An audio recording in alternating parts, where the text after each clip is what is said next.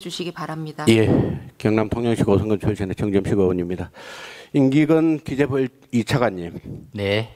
남부 내륙 고속철도 예산, 올해 예산이 한 500억 정도 삭감이 되었는데 그 부분에 관해서 질의를 드리겠습니다. 물론 동일 취지의 질의를 국토위에서 국토부 장관을 상대로 드렸지만은 기재부도 이 부분에 대해서 관심을 가져야 된다라는 취지에서 질의를 드리는 것입니다. 네. 경북 김천에서 경남 고성과 통영을 거쳐서 거제 지역과 연결하는 남부 내륙 고속철도 건설 사업. 이게 이제 최초 4조 9천억 정도의 예산이 투입이 될 것으로 예정이 되었습니다. 그래서 2019년에 예비 타당성 조사 면제 대상으로 결정이 되면서 조기 착공의 기대가 굉장히 컸었습니다. 그런데 코로나 사태 등으로 인해서 기자재 등 물가가 상승하면서 부득이하게 사업비가 증가하게 됐고, 이에 기재부 재정사업평가위원회의 재검토 심의를 거치게 되었습니다. 이 부분에 대해서는 알고 계시죠? 예. 기재부의 사업계획 적정성 재검토를 거쳐서 총 사업비가 6조 6,920억 원으로 약 1조 7천억 원 정도 증액됐죠.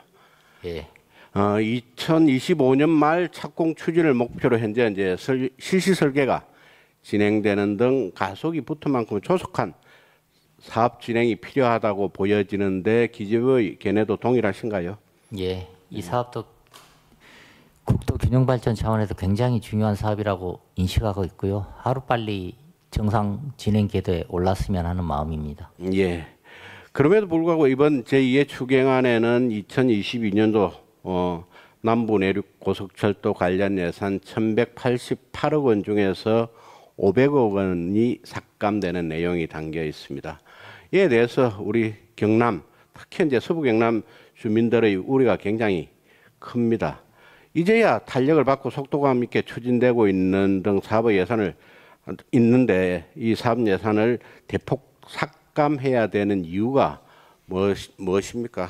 기재부에서 파악하기로는. 의원님 아시는 것처럼 현재 지금 실시 설계가 지금 진행 중인 단계여서요. 네. 공사비가 지금 상당 부분 반영돼 있는데 공사비의 일부를 제외하고는 그 나머지는 지금 불용이 지금 예상이 되고 있습니다. 그래서 그 부분만큼을 감액했다라는 말씀을 드리고요. 이 사업이 이제 정상적으로 추진된 만큼 사업 추진 상황을 26년 예산 편성할 때는 충실하게 반영할 수 있도록 하겠습니다. 예, 차관님께서 말씀하신 것처럼 집행률 저조를 사유로 이제 올해 불용될 것으로 예상되는 공사비 상당액을 이제 삭감하겠다는 겁니다. 그런데 이에 대해서 오히려 정액 사업에 포함된 호남 고속철도 건설 사업과 비교하지 않을 수 없습니다.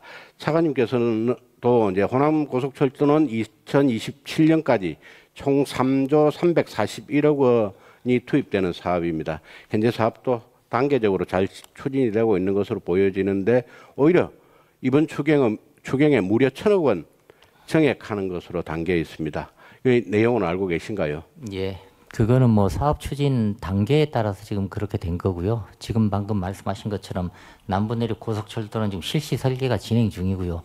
호남 고속철 같은 경우는 이미 지금 공사가 진행 중이어서 집행 여건이 약간 상이한 측면이 있다. 그 부분 현장의 사정을 반영했다라는 말씀을 드립니다. 그런데 이제 호남 고속철도 같은 경우는 국고와 국가철도공단 간 5대5 매칭 구조지 않습니까? 그런데 추경을 통해서 국고만 1,000억 원을 증액하는 것도 모자라서 사업이 이제 단계적으로 진행될 거기 때문에 차관님께서도 말씀하신 것처럼 단계적으로 예산이 다 편성이 되어 있는데 특히 이제 1,000억 원 증액분이 노방공사 소요 비율이라는 점에 있어서는 타당성 측면에서도 부적절하다라는 그런 비판이 있는데 이에 대해서는 어떻습니까? 특히 지역 간 형평성 문제가 계속 제기되고 있는 문제라서 거기에 대해서는 어떻게 평가를 하십니까? 지역 간 형평하고는 무관한 사항이고요. 실제로 현장에서 집행이 가능하느냐 아니면 현장에서 집행이 어려운 상황이냐 그런 측면에서 판단했다고 말씀드리겠습니다. 예, 차관께서 조금 전에 말씀을